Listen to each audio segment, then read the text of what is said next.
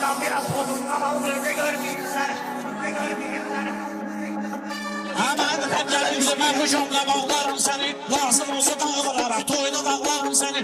Atıqlama kəmliyi, kəndimdə bağlarım səni. Etiraz edərsən, azalmırda görməyim səni. Sen ben istediğim noktada neydiysen, yüreğin değişme ardaman hissedemeydiysen. Herkes senin öz yeri var, sen de neydiysen. Çöküşürdün sıkmamıza burada görmeyeyim seni. Lazım olsa Nasıl yaranmadı oradan birinci. Başta uzansın atlanan birinci, sen birinci. Bazı şey bir gelecek, nakşeren birinci. Yalsa cevapsız bu sualları da görmeyeyim seni.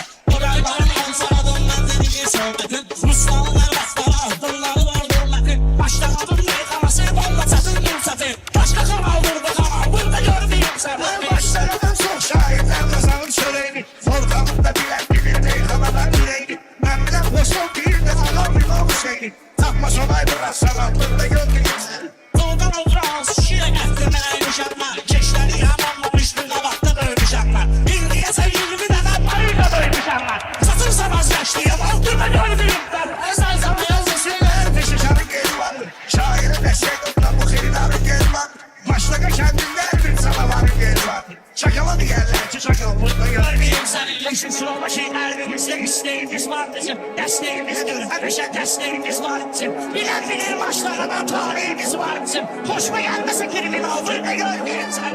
Orhan millet tanıyor Orhan Mesut sağladı. Onun kimleri gelen düzleri ifadedi. Başlara da hakkı benim. Başlara bazaladı. Bildiğin sen arabalar burada görmeyeyim seni. Tanrı'ya sağ